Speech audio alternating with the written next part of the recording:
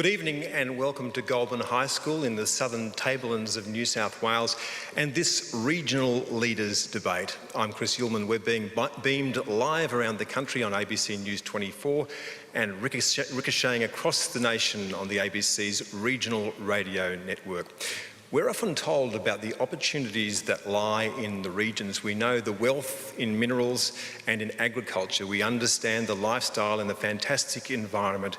And there is hope for the future that communications will narrow the tyranny of distance and allow industries to spring up in places that they never could have been before. But the regions are also fragile. Booms follow bust, droughts follow rains, jobs and lifestyles can be fragile and so can communities. So how much of a role should governments play in the stewardship of the land and its people? Well, this evening we have three leaders who spend their lives in this daily debate. And will you please make them welcome? First and foremost, the Deputy Prime Minister and Agricultural Minister, Barnaby Joyce.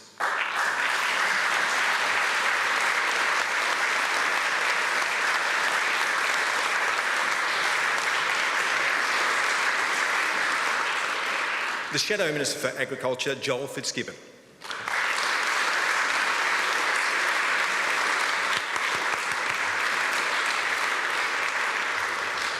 And please make welcome the Leader of the Greens, Richard D. Natale.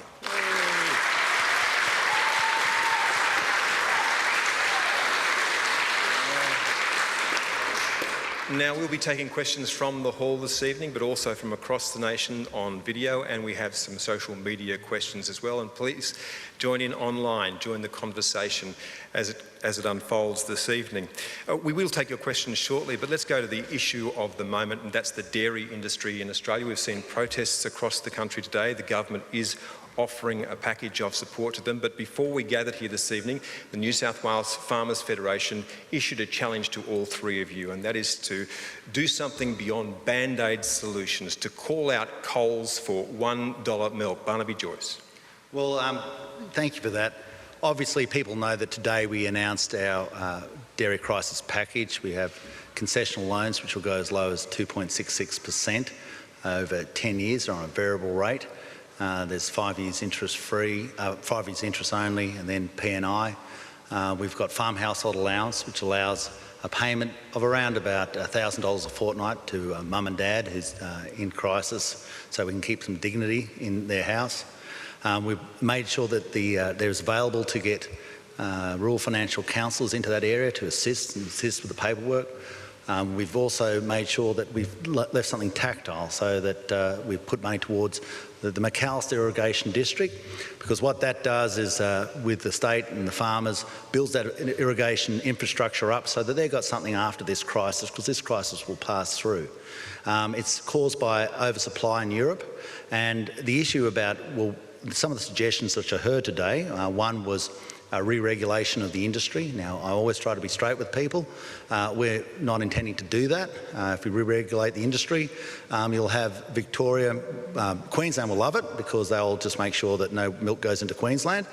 New South Wales won't like it as much, but will like it more than Victoria, who will be in a regulated industry trying to sell milk to Victorians. Now, the industry itself has actually approached me and said that they do not want to re-regulate. The other issue was about a levy that they wanted. On that levy, we've been in discussions with the retailers, and Coles has put 20 cents on milk. Some people are cynical about that. I'm happy that they're moving away from $1 a litre milk, but that's the legislation that would require is not with us at the moment. Okay, and but you're being called on to call out $1 milk. Yeah, I can absolutely say that it's completely wrong that water is dearer than milk. Farmers have to milk the cows twice a day. People are not accepting that it's down. They're basically saying what you're doing is you're using the dairy farmers to pay for the advertising to get people into your supermarkets, and there's something morally wrong about that. What I can say quite clearly to the retailers is that this is a problem you're creating for us. The Australian people won't accept this going on like this, and if you don't do something about it, we'll get forced into doing something about it. Sure, Chris. Look, there are two aspects to the current dairy crisis. One is the global price, and of course that's impacting on the industry generally, and we need to look long term for some real structural solutions to that issue, because this could be the new normal for quite some time, and we need to show some leadership and work with the industry, if you like, to push it further up the value curve so our farmers are getting a higher return on their investment and for their work. Shorter term, of course, we have the reckless actions, in my view, of Murray Goulburn, which brought the immediate crisis to a head, and of course that had knock-on effects with the Fonterra company, which means about 3,800 farmers have been directly affected and many more indirectly. So Barnaby announced a package today. We support the package, but we think it falls short. I don't think it'll put the cash into the farmers' bank accounts that they need to get the banks away from the farm gate and, of course, to pay their bills. But on the issue of market power, yeah, look, I'm glad the Australian community is, as always, showing the community the spirit to get behind the farmers, and they're voluntarily, if you like, paying more for milk than they have to. But at the end of the day, we need to hold to account the people who are responsible for this current crisis, and in the first instance, that's Murray Goulburn. Is that the answer, Richard Di Natale? No, I'll answer your question, Chris. $1 milk's been a disaster for farmers. It's been an absolute disaster. We've got basically Coles and Woolies who are bringing customers in by ripping off farmers, and what they're doing is they're using milk to get them to come in and buy soft drink and chips. And the consequence of that is that farmers are going to the wall. So it is a disaster, and we've got to do something about it. You don't want politicians to be setting the price of milk, but we need to have a good, long, hard look about whether a floor price is necessary here, because at the moment... So you'd regulate the market? Well, we need to decide whether we set a floor on it. I think that's one option that's up for debate. But the point here is we cannot continue to have a sustainable dairy industry while Coles and Woolies are ripping off dairy farmers. And, you know, the problem is this has been going on for a long time. We've been arguing about this ourselves, the Greens, in the Parliament, competition policy, the effects test and so on. And you've got Coles and Woolies being protected by the Coles and Woolies of politics. I mean, that's the problem that we've got at the moment. But the question is deeper, as you suggest, Minister and Shadow. That is that the world is awash with milk. A lot of the contracts we're talking about are overseas contracts, not national ones. Murray Goulburn clearly did not do the right thing by its suppliers, Barnaby Joyce. Well, and that's why they're being investigated by the ACCC. And during the white paper, we actually had a cell set up, which specifically is there to investigate problems within the rural communities, within the sale of rural commodities. And it's good to see the ACCC is now investigating also Murray Goulburn and also looking at Fonterra. Going back to the issue that Senator Di Natale brought up, obviously if you put in a floor price, and if that's the Greens' policy, I can understand the empathy behind that, but we had that in the wool industry. And what happens is you end up with massive stockpiles of a product that you can't move, and the thing ultimately ends up collapsing, and that itself creates a crisis. So wool and milk are totally different commodities, and they behave in very, very different ways. I mean, I agree with the issue around what Murray Goulburn's done. There's no question that you pay farmers what is a fair price for a product. You make some bad business decisions, and then you go back to farmers and say, well, we think we might have paid you too much, give us back some of that money. It's unconscionable, and the ACCC need to come down pretty hard on what they've done. And if they have done something that's unconscionable, then it is being investigated by the ACCC, and they will come down on them like a ton of bricks. Well, there's also an ASIC investigation too, Chris, because the question here is whether the directors of Murray Goulburn misled the market and indeed the dairy farmers. That's the real question here. But look, on the broader issue, as I think people are starting to vote with their feet on this question, and I suspect, and I'm not here to defend them, I suspect the big retailers are starting to learn their lesson, and Coles was the first to jump in and try to put up a new product so people could make a contribution. I think they would concede that while they might have made some short-term gains on the dollar milk, their reputational damage has been significant, and I think they're starting to backpedal, and we need to continue to put pressure on them. We'll end this here on this particular topic, but from all of you, $1 milk, sustainable or unsustainable? Well, it depends on who's paying for it, Chris. I mean, if it's a lost leader and Coles is losing to bring people into the supermarket, then it's okay. But if they're pushing back those savings onto dairy farmers, well, it's unconscionable and it shouldn't happen. Yes or no? It's totally unsustainable, Chris. Totally unsustainable. And the Farmers Federation have got it right.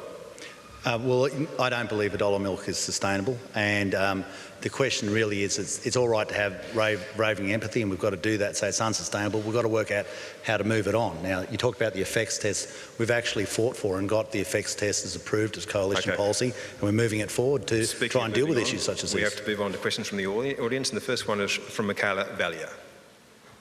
Yes, my question is, one of the problems of regional Australia is low population growth. Why don't encourage the settlement of new migrants to regional Australia rather than to the metropolitan area? Joel Fitzgibbon, should migrants be settled in regional areas? Sorry, what was the Migrants question? be settled in regional Oh, well, absolutely. I mean, if we're going to have a good migration program, dispersal is very, very important, and we should do all we can in terms of government policy to make sure that happens, not only because it's better to have people spread throughout the nation, but because many of those migrants have a substantial economic contribution to make in rural and regional Australia, and in horticulture is a good example of where we've had migrants build large businesses employing a lot of people in the region. So absolutely yes, I think government policy should always design to encourage dispersal of our migration intake. Yes. Mr. Natale? Absolutely, and I agree with Joel. I think it's a great opportunity to revitalise regional communities, make a huge contribution. People bring skills to the area. I was in just recently in places like Broken Hill, Mildura. In Mildura we've got refugees there setting up businesses, local barber, and that's one of the great disappointments for me around the debate, not just around immigration, but specifically on the issue of refugees and asylum seekers. We keep talking about this issue as though it's a huge burden, but these are people who make such a great contribution when they're given the opportunity to. So if we had a different approach, if we increased our humanitarian intake, if we closed those offshore detention camps, those hellholes, and we spent that money creating, investing in the UNHCR a process where people can see a legitimate pathway to come to Australia, we could revitalise regional Australia. Barnaby, Joyce? Well, I'm very proud that Australia is one of the most generous nations per capita on earth. We bring about 18,000 people a year. We've got an extra intake of 12,000 Syrians, which we're currently dealing with. And I look around this room here, and there's not one person in this room, if I might be wrong, whose family in the last 200 years has not been an immigrant of some sort. My father was an immigrant. I think that I think we run ourselves down a bit. We are a great nation at accepting people. And if you go to towns such as in Queensland, Mareeba, it's a classic one. People of all different faiths, different creeds from all different corners of the world, and where they have all work as a very harmonious community is in Mareeba, in a country town. Lots of Italians there, Barnaby. There are lots of Italians there, mate. There are lots of Italians. I think once you get north of Rockhampton, you've got to put an O on the end of your name. But that's good. So I don't think that we need to be too down in the chops about what we're doing, and we are generous, and let's make sure we remain that way. Chris, I promise to do my bit to stop this screaming agreement. I know it's very boring.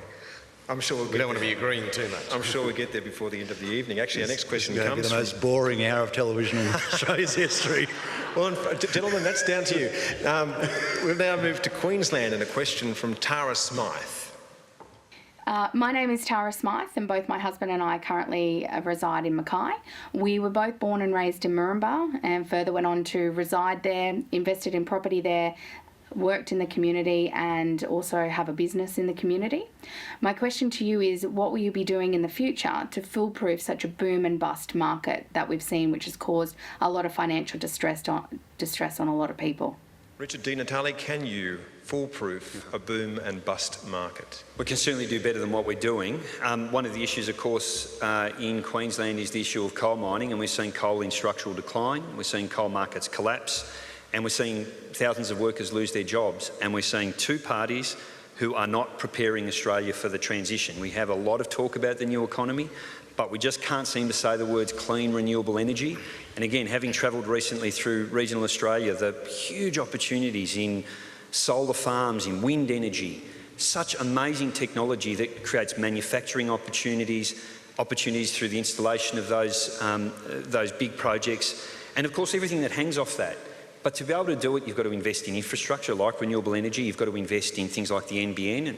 And, Labor Party had a good proposal there. Unfortunately, this government's unwound a lot of that good work. Fast, effective internet is critical in regional areas to give people opportunities. The services sector, health, education, aged care. We've got to invest more in TAFE.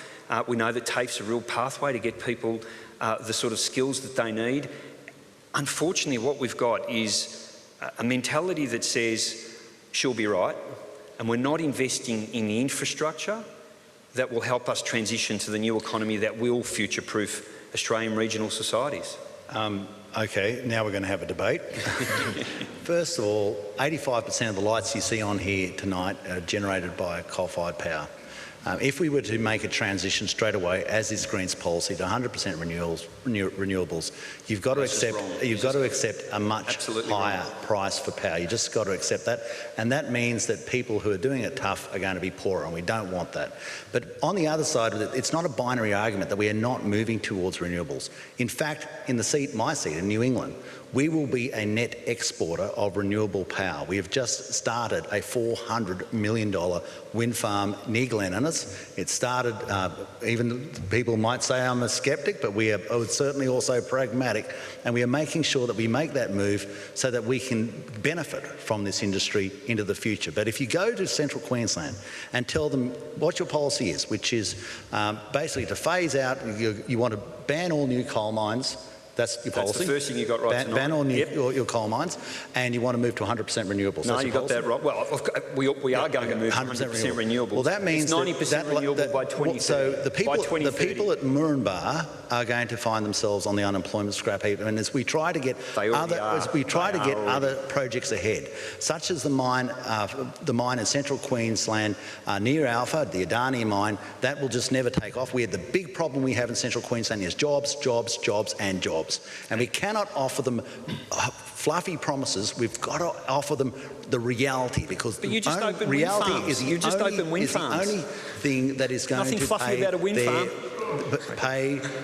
to pay their wages. So you've got to walk and chew gum with these two policies, and it can't be absolute. Sorry, Barnaby, you do or you don't support wind generation? Yeah, I do. Okay. And I'm just so you supported the project in your electorate? When you accept green preferences, are you going to accept closing down coal? You supported... Because the Hunter Valley would be interested about that. You supported the wind project in your electorate and the jobs it creates. That's good. Absolutely. Do you support... This subject is well known to me, Chris, because my own region is in transition. I'm from the Hunter Valley in New South Wales, of course, and we've been through that boom and bust cycle over many decades, but each time it gets smoother. Because we have used the wealth that coal mining has brought to leverage. It's created higher wealth jobs, and those people have invested in new homes, and that's created construction positions. We've got infrastructure that we wouldn't have probably had, because that infrastructure was economically viable because of the traffic and economic activity caused by the coal mining industry. Now we've got an opportunity to transition skills out of the mining and power generation industries into the renewables energy sector. So I think government policy has slowly but surely started to smooth out that boom and bust cycle. I'm not suggesting we are there yet, but on Barnaby's point, or Barnaby's blue with Richard, can I say people are voting with their feet, and people's expectations are changing. Can I give you an example of a policy in 2011 which absolutely destroyed income in Australia, and that was the immediate halt to live animal exports that was done under the Labor Party. Can you guarantee people that you'll never do that again if you come to government? Well, Chris, I might just start by saying that it was the third time a government had suspended live exports. And the government that did it the first two times was the Howard government. And the Labor government found itself in the same position John Howard had found himself in, and that is that there were only two options: do nothing or do everything. The industry hadn't really given the Prime Minister of the day the tools. So yeah, I can assure people that it won't be happening again, because the good thing that came out of that suspension of live trade, and it was a very difficult period for so many people, was a new regulatory scheme which now has put the sector on a sustainable footing. And Barnaby often boasts about opening up new markets, and we've only been able to open up those new markets because of the system the Labor Party put in place. I want to move to Richard and obviously get a comment from Barnaby Joyce, but so what is your policy now on animal welfare? What do you intend to do faced with these circumstances? Well, actually, I just announced a policy this evening, Chris, which will strengthen our animal welfare policy, and this is not just about animal welfare, as important as that is, but this is a productivity issue, but it's also making sure all of our sectors involving livestock, etc., are sustainable, because increasingly both investors and consumers are demanding that animal welfare is respected. So just like in the old days, the big pension funds of Europe have decided not to invest in tobacco and in nuclear and in fossil fuels, now they're saying, well, we're not going to invest in, for example, agriculture where environmentally sustainable practices aren't used and that animal welfare isn't respected. So tonight I announced a 6-point plan actually on the part of the Labor Party to further strengthen our policies there. First of all, we're going to make good on our promise to establish an independent office of animal welfare. We're going to have an Inspector General for Biosecurity. We're going to bring back the National Animal Welfare Strategy, which Barnaby abolished, unfortunately. We're going to review ASCAS to make sure it's as good as it possibly can be. I can see you don't want me to go through the 6 points. 6 points, I reckon 3 is probably, and the rest Okay. you can look up online. Thanks very much for that. Richard D. Natale, are you still opposed to live animal exports, and what would you do to those people whose livelihood was destroyed by it? We're absolutely opposed to it, and I'll tell you why, Chris. There's a couple of reasons. First, the animal cruelty, and it's terrific that Joel and the Labor Party are supporting an Office of Animal Welfare. It's a position the Greens have had on as legislation before the Parliament for some time, so I'm pleased that they're backing our position on that. But you can't walk both sides of the fence. Now, the issue of live animal exports, there are two main reasons that we should stop that trade. The first thing is it's cruel. Now, Barnaby will tell you about all the sorts of bits of regulation that have been put in place to prevent. I mean, who could forget the cow that was sliding on that concrete block, squealing, shivering, being hacked with a blunt machete? That is the impact of the live animal export trade, and we can never guarantee that animals won't be killed in the same circumstances, and they are, because the moment they leave our shores in places like some countries of the Middle East, we lose control of them and they meet the same fate. So it's cruel, it's got to stop. But there's an economic reason. I mean, we can create jobs in the frozen and chilled meat market. We've got 50,000 jobs that rely on it, 50,000. I think there's 2,000 in Barnaby's electorate in New England. And the problem, of course, is that we're actually sacrificing those jobs, we're not value adding and creating employment for Australians. Joyce. Well, they had the experiment of closing down the live animal export industry before with the Independents, the Greens and the Labor Party, and we had absolute financial disaster across the north of Australia where we have people who were men and women who were in the cattle industry went broke. What would you have done? Went broke. What would you have done in the same And what we now circumstances? see is that the Greens want to close it down again, so that will basically send these people back into destitution again, because that is what their industry is based around. It's only about 8% of our beef exports, but it's absolutely vital for making sure we keep the processors honest about the price they pay. Otherwise, you end up with the Coles and Woolworths in the processing sector, so it's vital there. The next thing is we are working all the time, especially with the Indonesians, because we were supplying the people of Jakarta with protein. This is how one of the big deliveries of protein into that market. They accepted us as a reasonable trading partner. We proved overnight that we weren't. We created immense bad will in the region we live. And now with the release tonight of the Independent Office of Animal Welfare and the Labor Party basically announcing here tonight that they're going to have further caveats once more onto the live animal industry, and they're going to move towards crab walking towards closing it down again. This was disastrous for us the first time. It'll be just as disastrous the second time. And might I remind you that when we closed down the live animal export industry, it was around about the same time that we started seeing a lot of people arriving in boats in Australia. Well, Chris, Barnaby, Joyce, I have to stop you there for a second. Do you genuinely believe that those two things were linked? Barnaby, Joyce. I think that our capacity to have a strong working relationship with Indonesia is affected by them relying on us to be reliable suppliers of protein for their markets. Do you realise that you're suggesting that the Indonesian government then unleashed the boats in response? I think it's absolutely the case that we created extreme bad will with Indonesia when we closed down the live animal export industry. What's that got to do with refugees, Barnaby? I'm not seeing the link. Barnaby, Chris gave you a chance to step back from your comments. You're not. keep taking the opportunity. No, that's it. Well, you know, I stand by. We can talk about this all night. You either believe that it created bad feeling in Indonesia, or you don't. Well, I think that the actions of the independents, and the Greens, Are you suggesting the Indonesian government is sending refugees to Australia? I believe that the independents and the Greens and the Labor Party, when they closed down the live animal export industry, created immense badwill, and our capacity to manage other problems which became present were affected. I think that everyone... Can I just ask, well, why then did the Indonesians last year dramatically cut back the number of cattle we were receiving? What did you say to them to cause that? You must have said something very nasty.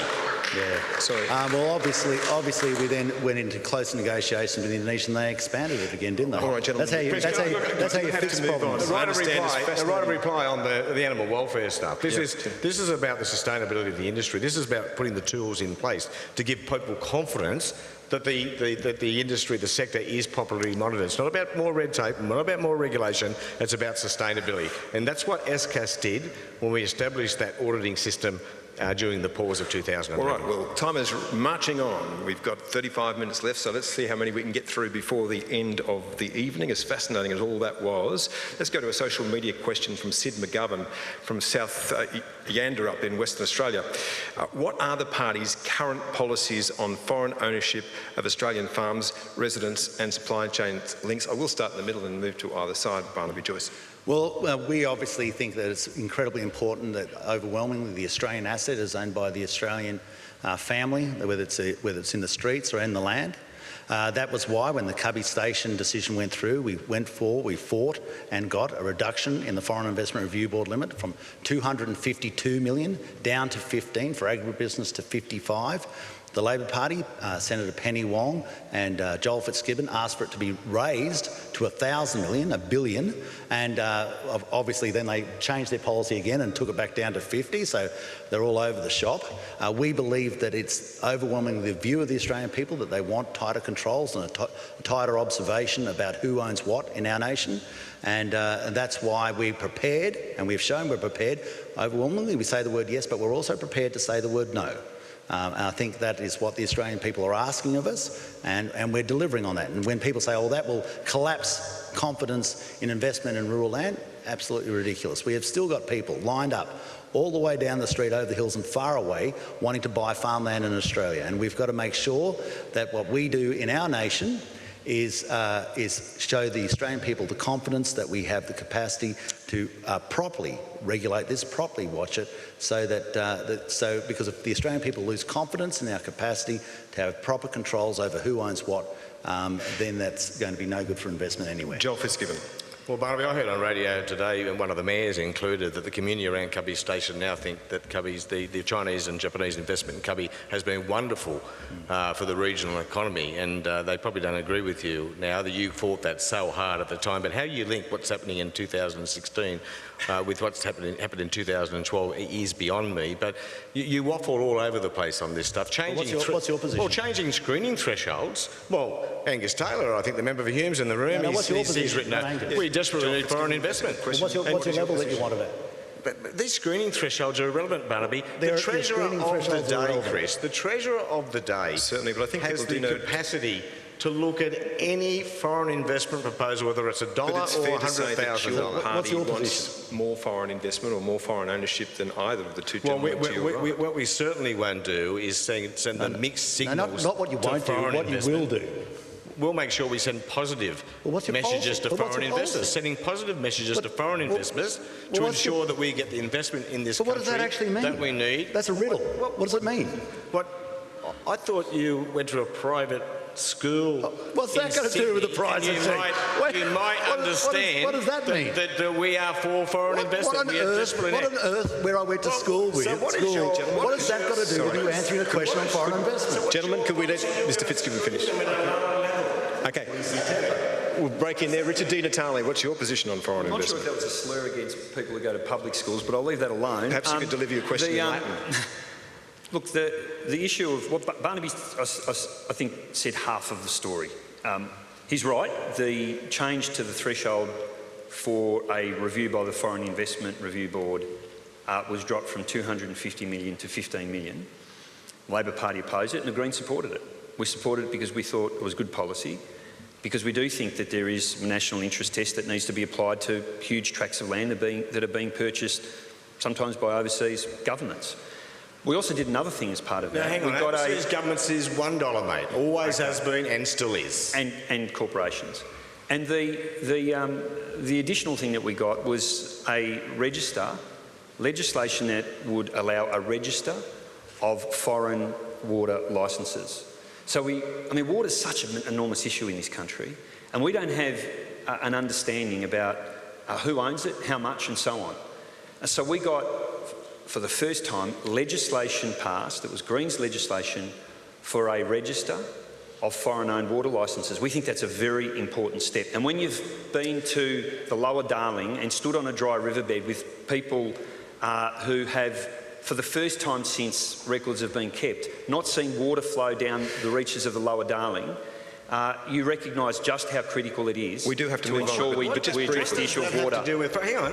So a foreign investor uses more water than a local investor.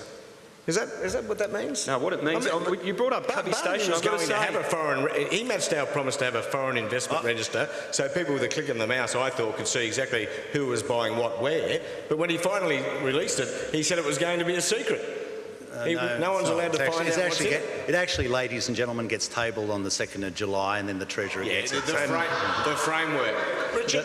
And moving right along, as they say in the classics, we do have to. We are halfway through this evening. We do need to get some more questions on foreign investment. from the I'm not audience. quite sure what it is. All right, Anthony, Tony Walsh has a question in the audience. Tony, just hang on a sec, guys. Excuse me for interrupting, Barnaby.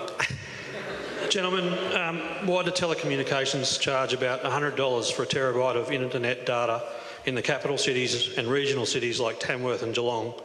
But for residents of small towns like Collector, Gunning and Dalton, they charge nearly $10,000 for a terabyte, if we could get it. Fitzgibbon, if you want to start. This is a very important question because there's no bigger issue in rural and regional Australia than mobile networks and internet speeds and data. Under our NBN proposal, we had a very, very important measure, and that is that the wholesale access to the NBN would be equal, whether you lived in the capital cities or in deep rural and regional Australia. Barnaby's side want to get rid of that wholesale equalisation, and therefore, people in rural and regional Australia will be paying more. Now, there's no greater bridge to the divide between city and country than the transformational push effect of the internet, Barnaby, and you do want to get rid of that equal wholesale access. Where did you get the idea that we want to get rid of the wholesale equalisation? Well, we had a debate in the Parliament recently, don't you remember? The whole you thing, don't remember the debate? I remember speaking on the bill. The whole point is we believe that if you're going to use satellite, you're going to be paying the same price for satellite wherever you use it. If you're going to use wireless, you're going to use the same price for wireless wherever you use it. If you're going to use fibre to the node, you should be using the same price wherever you use it. Now, with that is the process. We have currently got a new satellite into orbit. It's about $640 million. That is switched on. We've got another one going up.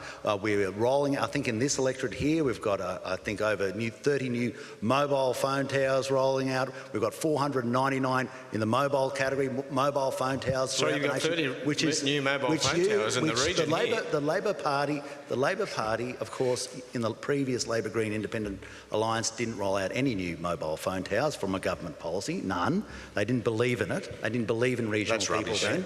Well, it's not rubbish, it's the truth. It's rubbish, Barnaby. It's true. You know it. Where? Tell me the government policy in the previous government that you were rolling out mobile phone towers. Mobile phone towers in round one have you rolled out? Well, I can tell you that in the electorate of New England, 28 new and upgraded mobile phone towers. In the second lot, we've got another 4, Copeton Dam, Fig Tree Hill. I think you're making that up as you go along. Well, they're switched on. And what was tell me what was your policy? I just missed your policy in the previous government. As much as I'm glad that you're not trying to make this evening boring, we do have to keep it moving, and we will go to Richard D. Natale now. Oh, well, just to say, we had a question earlier about how do we even out the boom-bust cycle. You've got to have fast, frequent telecommunications, internet, fast internet, mobile phone coverage and so on. And again, I'll be very clear about it. I think the Labor Party had a very good policy on the NBN at the last election. We've seen the government wind it back with a second-rate proposal. And this is what we've got is a government that is stuck in the last century. They don't understand that this is key to unlocking the potential of regional communities. At what cost?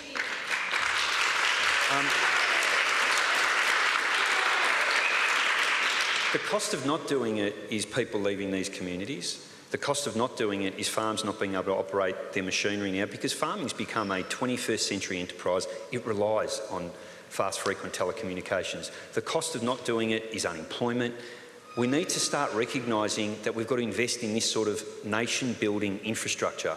We've got this aversion to investing in transport infrastructure, telecommunications infrastructure. That is going to be the pathway to the transition to the new economy. We talk a lot about it, and yet here we are. We've got a government that won't mention renewable energy and wants to undo the national broadband network. Before. Barnaby, Joyce, I'll let you finish before we move on. Well, the first thing I'd like to say is the Greens love to talk about things, but how they pay for them is always I'm more than happy to talk to you about how we pay for conversation. But what I'm happy to talk about with nation-building, with abolish negative gearing. Why don't you do that? Why don't you join the Greens? They have lots of interesting policies in the Greens. They want to reintroduce death duties. Well, that's a lie. No, he needs to be called out on that, because he's spreading that around, and I've heard that come back at me. That is an outrageous lie, and you need to go. You need to take that back, because it is not party policy. When did you get rid of the death duties policy? Years ago. When? 2012. Years ago. I'll go back and look it up for you. And then the discussion. 2012. Does that mean we want to the discussion you had was politically appropriate. Gentlemen, calling time on this one. Can we assume that the Greens have said they're not going ahead with death duties and move on? So you take that back, Barnaby? The actual commentary that happened on the side of it was that you said it was not politically appropriate at the time. It's not party not politically appropriate. Was actually it is not politically appropriate at the time. And say, Tony, has any of that answered your question? Tony, sorry. Sorry, just 1 second. No. Chris, can I? I didn't ask about mobile phone towers, I asked about internet access. I know, because I looked into Skynet satellite for NBN for our region, the most I will get paying $200 a month is 50 gigabytes of data and 60 gigabytes between 1 and 7 in the morning. So I can wake my kids up, get them to do their homework when there's lots of data about. That's what I'm asking. Okay. When am I going to get a terabyte of data? And according to your plans, it's never. No. Chris, can I just make a not apolitical... One entirely apolitical comment. I think we will all agree that as each year goes by, we as a community, as a society, are more dependent on the internet and those speeds and the data that we require. So governments will have to continue to invest more. If we don't continue to invest more, the divide between our capital cities and the regions will grow larger. I'd be very interested to hear a view now from someone, a young woman who lives in Goulburn, goes to this high school, in fact, Natasha Dawson. University students living in rural areas tend to pay more for university overall due to travel costs and/or housing costs. How could you help rural students attend university without that stress? Richard D. Natale. Well, first thing is you've got to recognise that university is a big investment, and one of the things that, again, this government did, and I think it was with the support of the Labor Party, you might correct me on this, was to abolish those scholarships to rural students. We voted against it, but unfortunately we had both parties wind back those scholarships. We see education as a massive opportunity to give people the skills that they can bring back to regional communities. I've just launched a health policy. One of the key things to get more doctors, more nurses, more health professionals to regional communities is to recruit them from these areas, to provide them with the support that they need when they attend university, because they're much more likely to come back and practice in these communities. The other issue, of course, is just housing policy, and I think that was part of your question. You correct me if I'm wrong, but I think you mentioned housing as well. We've got a massive intergenerational divide now in the housing market. We've got people who are able to afford property when it was much cheaper. We've seen a huge appreciation in property prices, and young people are being locked out of the market. One of the reasons that we need to abolish negative gearing and reform capital gains tax is because it's a massive subsidy that goes towards overwhelmingly people on higher incomes, and it means that younger people like you are getting locked out of the housing market, and that's got to stop as well. Barnaby, Joyce, if you go from this town to university, you are 43% likely to return to this town without a degree. What can you do about that? Yeah, I acknowledge that we've got to continue on making sure that education is available to people in country areas as it is in city areas. I acknowledge that there is further work to do in that space. So I know that because I have kids myself at university. and it's a massive cost. There'll be so many questions asked tonight that it's basically about us spending more money. That's basically it. And in anything to do with that, we have to find the money, or we have to move the money from somewhere else. Whether it's health, whether it's education, if it's about spending more money, then it would have, of course, it would have been helpful if we would not been left hundreds of billions of dollars in debt when we actually took over government. But now we've got to try and turn the financial position of our nation around. And so all these things, all these things, which is an absolutely just question to ask. But as we try to fight for that, it's always so difficult because we're trying to balance the books. We're trying to get things, because the one thing we can't leave you is the debt of our time. Because if all we leave you is our debt, then we've been incredibly selfish to you. Well, you're not doing a very good job of that, Barnaby. You're blowing the deficit out further every year. Fitzgibbon, correct me if I'm wrong, but didn't you move money out of universities when you were doing your education policy? No, that's not right. Look, there are two things governments need to do to ensure that regional kids who aspire to go to a quality university, we need to make sure regional universities are strong and they are of quality. And of course, we need to ensure that if they need to move further away to pursue the course they're looking for, that they have the income support from government. But on the first point, the reality is that this current government's push towards deregulation is just going to do the opposite. It's going to push all the resources to the sandstone universities in our capital cities and undermine the viability of our regional university. In fact, it's my view that this government won't be happy until all of the research universities in our capital cities and our regional universities will be doing not much more than teaching, and I think that's a retrograde step. Two quick points. And why do you fight against us trying to get APVMA into places like Armidale? Are you talking about all the scientists who work here in Canberra as a regulatory authority for multinational companies? Why wouldn't we try to decentralise and get 195 new scientists into Armidale? You fight against it. In fact, you put out media releases saying how outrageous it is. Where is your review? Your economic cost benefit analysis that you were going to put out before the... Why would you fight You're against never going to move the APVMA, mate. Okay, we'll just like Armidale. draw a line on that one. Quickly, Richard D. Natale. Quick points. Joel needs to admit Labor did take hundreds of millions of dollars out of the university sector. They did. That's just a simple fact. And I think just on Barnaby's point about we need to find money, we had the issue of housing affordability. Just a reminder, Barnaby, abolishing negative gearing and reducing the discount on capital gains tax, that actually brings in money. That brings in money. That allows us to pay for things. So you're going to abolishing all sections of capital gains tax increment, is that what you intend to do? We abolished the capital gains tax discount, absolutely. Okay, so that means if a farmer, and we're in a regional area, sells a place, he's worked there for most of his life, he bought it for a couple of $100,000, he sells it for $1 million, you're saying that you're going to put all the profit onto his tax bill. We're talking about... Is that what you're going to do? We're talking about abolishing... Is that what you're going to do? You're the honest green. Abolishing negative gearing and abolishing the capital gains... at that point we will move on... I tell you what, that is another sign of why the Greens are so dangerous, because that would absolutely sink the whole reason so many people work for so little on the land for so long. Gents, we have 15 minutes to go, so we are going to move on. So now we're going to take a question. Gents, I might just pause, time out. We're going now to far north Western Australia, and a question from Ian Truss. Indigenous leaders have worked hard to address the crippling cycle of welfare dependency, alcohol abuse and despair in our community. We have supported efforts to implement the federal government's cashless debit card trial in Kununurra and Wyndham, and we thank both major parties for their support. Given this, will you each commit to a place-based initiative to create 100 entry-level jobs in partnership with local employers to transition Indigenous people in our region off welfare and into employment? Gentlemen, is this something we can agree on? Sorry. Is this something we can agree on? Look, I think that Nigel Scullion's doing a very good job in that portfolio. We are working all the time to try and make sure we transition.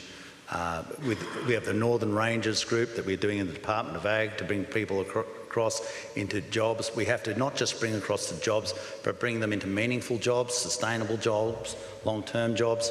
One of the big areas that a lot of Indigenous people in my area work are in the mining industry. You can't. This is how all these things are interlinked, and one of our major policy announcements, and you saw it in the budget, is just creating that pathway of people who have been unemployed into especially small businesses, so they can get the training and the experience of working for a business. Because sometimes it's just when you break the ice, when you get that first job, the second one is easy to get after that. But I think everybody wants to make sure that we work with Aboriginal Australians, I like to call Aboriginal in my area, and assist them to get the fruits of their nation, because they were here first. Well, I agree with the premise of the question, absolutely, that we have to get people meaningful employment. I spent a couple of years working in the Territory as a medical doctor, working in an Aboriginal community-controlled health organisation, and if you give people the opportunity, the skills, the tools, you transform people's health, their livelihoods transform. Here's a practical one. We've got this great Indigenous Rangers program. It's a wonderful program, provides cultural benefits, environmental benefits, health benefits, gives people connection with country. Let's fund it. We could have 5,000 Indigenous Rangers. We could fund that program. It doesn't cost much. We'll be talking about it later through the election campaign. How about you give us a commitment that we fund that program fully? Well, we do fund rangers. We did it through the white paper. We funded more rangers. No, you funded a few rangers. Can I put a practical point to you, Richard and Natale? I was in the Northern Territory in 2011 when they shut down the live cattle exports, and at least 2 land councils had bought into cattle stations and had their investments and their jobs destroyed. They were connected to the real economy. Would you do that to them again? What we do with live animal exports, let's accept that... They were real jobs. They were absolutely real jobs, and what we need to do is we need to make sure that if we are going to, when we transition from the live animal export trade, we've got to provide meaningful opportunities for people. They would be ideal to be employed in the Indigenous Rangers program and to give them a pathway to a long-term job that doesn't... Who pays for that? That's a government program, isn't absolutely. it? You're talking about a kind of welfare as opposed to a job that comes Hang on, a government program's not welfare. I mean, you know, let's be clear about that. There are many valuable public servants who aren't on welfare. They're doing really important, meaningful work. A teacher who works at a public school is paid for by the government. That was not the point. Joel Fitzgibbon.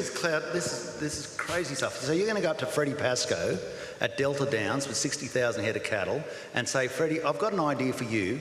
We're going to close down your sale of cattle, and we're going to put you all into public service jobs somewhere around here. How on earth does that work? It is just so totally and utterly impractical, and shows no understanding whatsoever of the industry that these people work in, when so many of them up there work in the live cattle industry. Just quickly. And we've got an opportunity to value add by building abattoirs and ensuring that we give long-term skilled jobs to people in an industry that has a future. Joel Fitzgibbon. Chris Richards is wrong, because there are many producers in the north that can't grow their cattle to slaughter weight. They just don't have the natural resources to do so. And Barnaby was right that the live trade does produce competition, which tends to help producers with their prices. And technologies are still not sufficiently advanced. I've done the whole supply chain in Indonesia. The technology is not there, Richard, to do the frozen stuff. And the fact is, the market wants fresh meat, and that, you know, they're demanding that. On the education system, on the Indigenous question, jobs, yeah. Can I just say,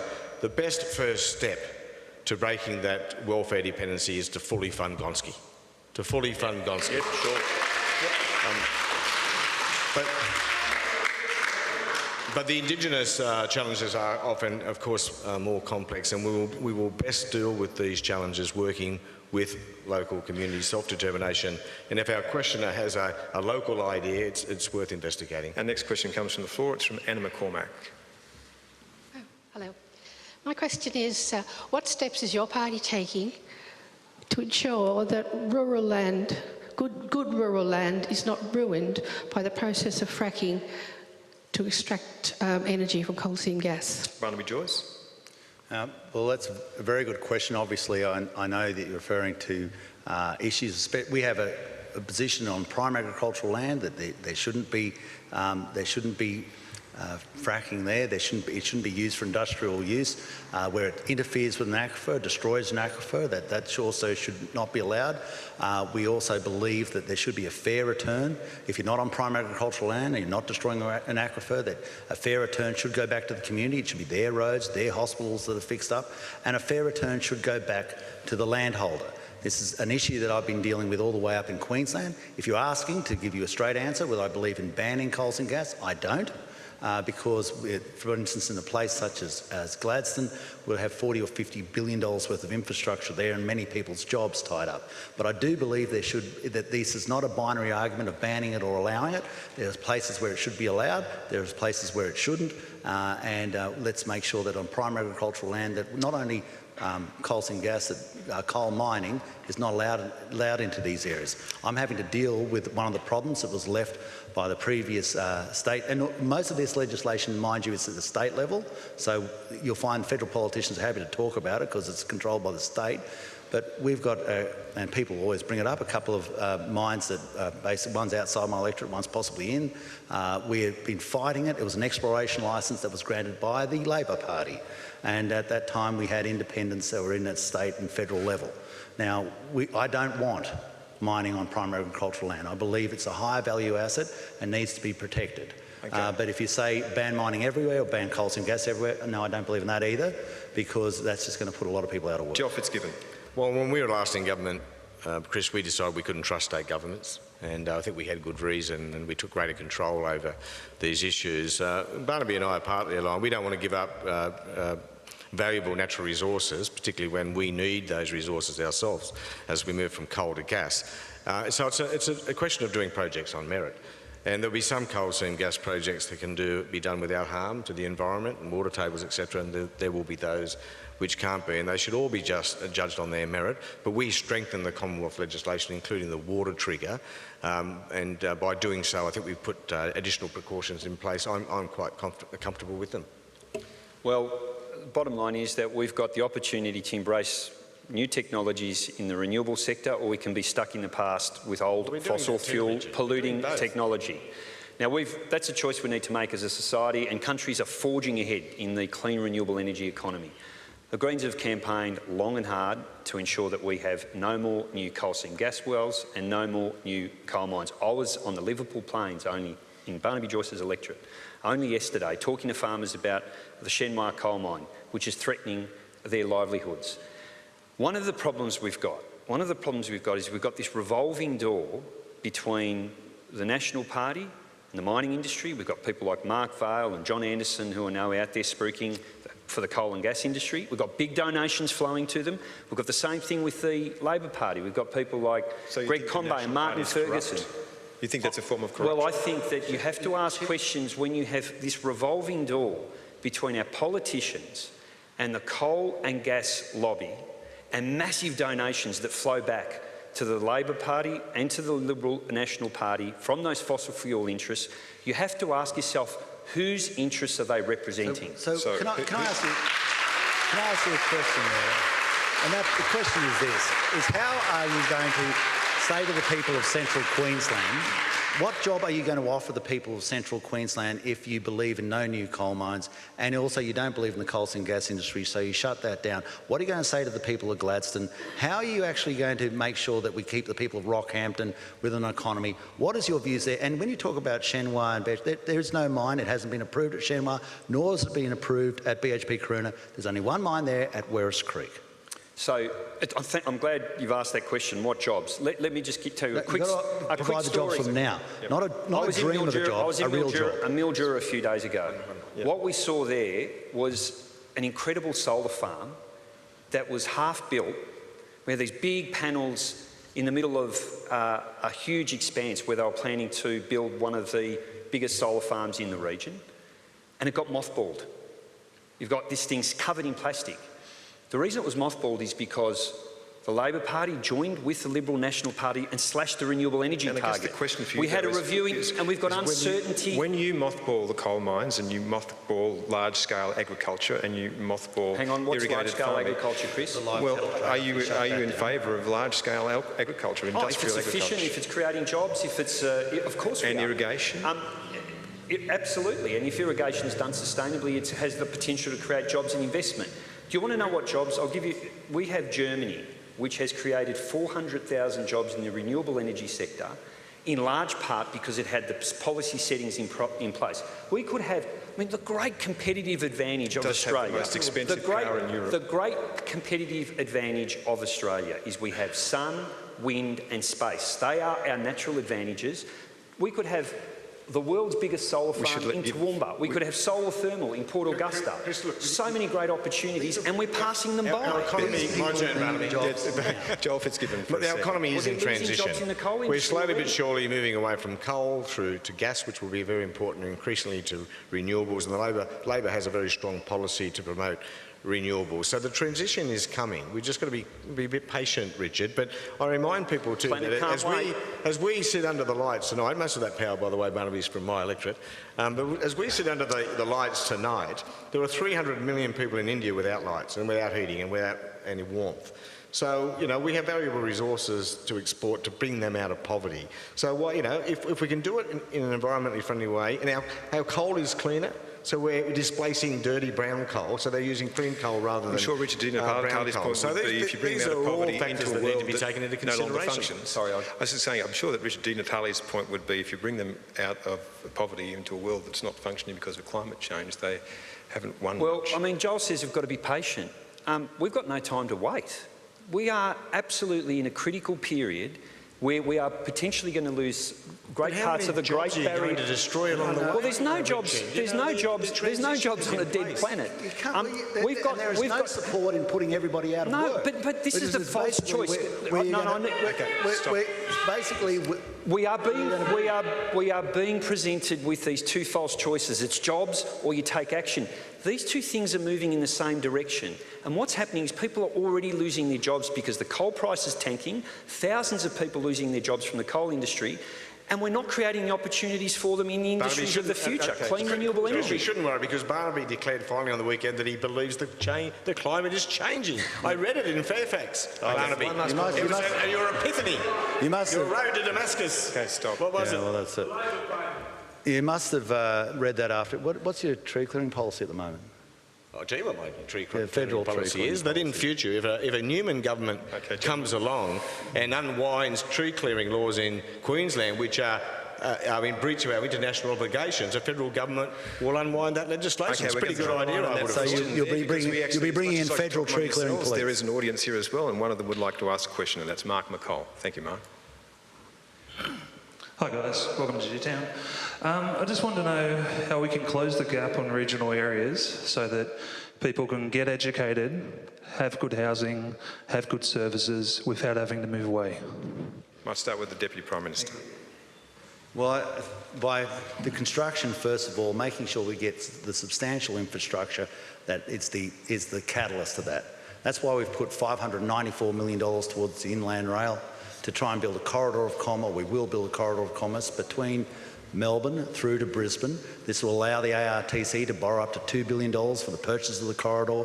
It's this type of infrastructure, dams policy, this type of infrastructure which allows the progression of wealth into new areas. It's making sure that we get the free trade agreements in place, which we've done. That's why we've got record beef prices, we've got record meat sheep prices, chickpeas, turning around other markets, finding new markets for that, bringing the wealth in, decentralising, moving things such as Riddick out of Canberra into Wagga, trying to move APVMA, not with much support from the Labor Party, out of Canberra into places such as Armidale. Decentralisation, construction of infrastructure, making sure that we understand and underpin the commodity prices, which are so vitally important for our area, and not going on butterfly chasing expeditions such as shutting down the mining industry in Queensland, which would be absolutely devastating because you're not going to bring wealth to an area by delivering them poverty. Gentlemen, we're racing towards a close. Joel Fitzgibbon. Look, Chris, if you read the work of organisations like Regional Australia Institute, and we should be continuing the funding, Barnaby, for that organisation. You'll find this is a very complex question, and regional towns, rural towns are all different. They all have different advantages and disadvantages, but certainly allowing the regions to make their own decisions. That's why we put the RDAs in place, power from the bottom, not Canberra telling people how their regional can best be built. Obviously, infrastructure is a big part of the equation, making sure the next generation has the best education it can possibly have, access to, of course, decent health services, because people won't live in the regions, come to the regions if they can't access those services. These are really complex issues.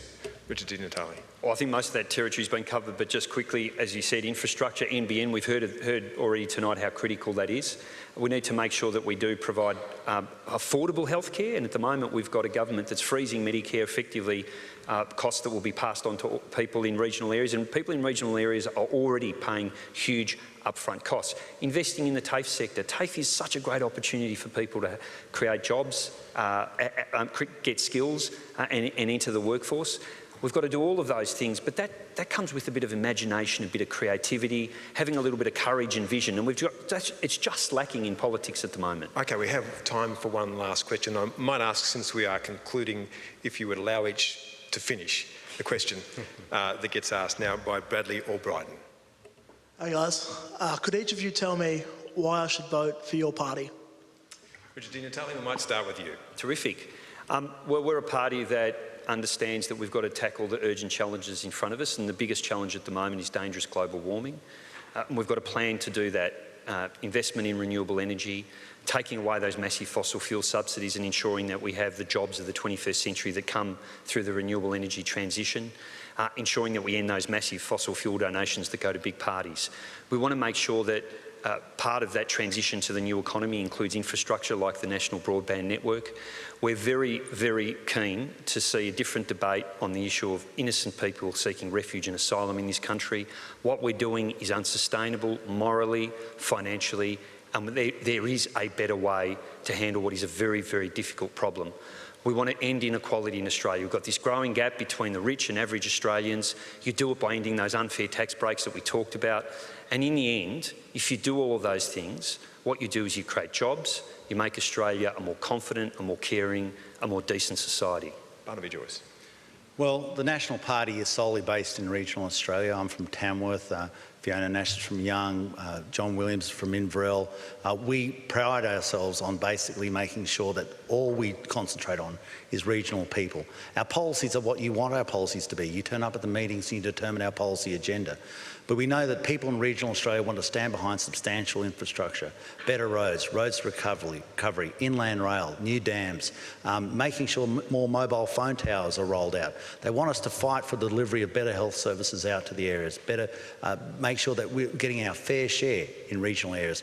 Things such as National Better Regions funds so that we can get those special projects up and running in your area. But they also want in regional areas for us to have a strong nation.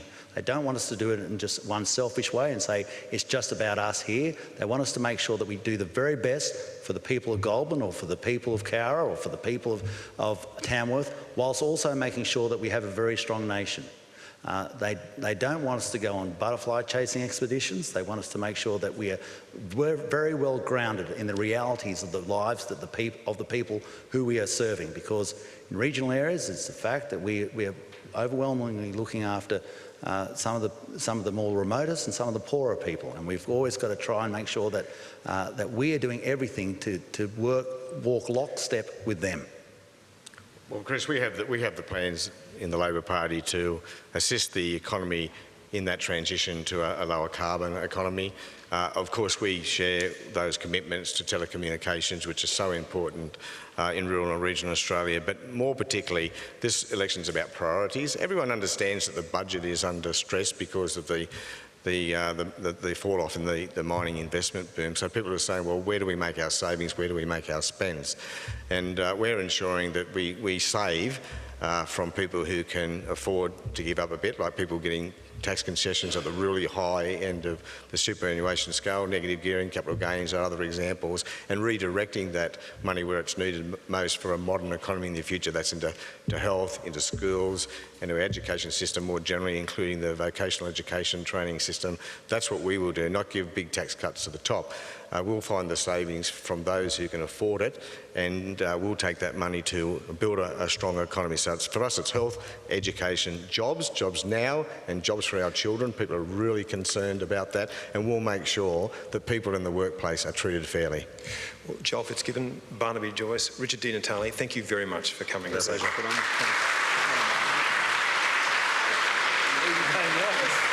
Now, can I also say thank you very much for the people of Goulburn for hosting us here tonight, to Vero Joseph, the principal of this school, for allowing us into his school hall. And can I also say that although our disagreements are vigorous, and thank you very much, gentlemen, for not agreeing all night and making it more interesting than even I imagined it was going to be when we began, that although our arguments are vigorous, we might disagree mightily. In Australia, in our elections, we do it peacefully. No one will die in an election in Australia because of the conversations that were had here tonight. So thank you very much for joining us. Good night, good luck.